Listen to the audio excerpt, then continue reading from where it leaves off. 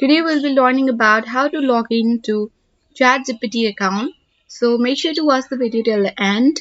In order to log into ChatGPT account, you need to open the preferred browser on your device and on the web address bar type in openai.com/blog/ChatGPT and after that press enter on the keyboard.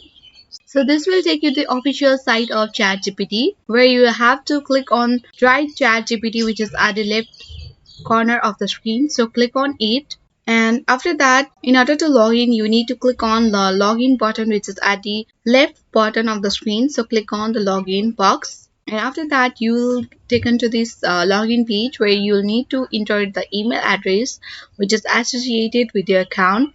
And after that, you can also continue with Google, Microsoft account or with Apple. If you haven't yet created account, then you can click on the sign up link here and easily follow the on-screen prompts and you can sign up.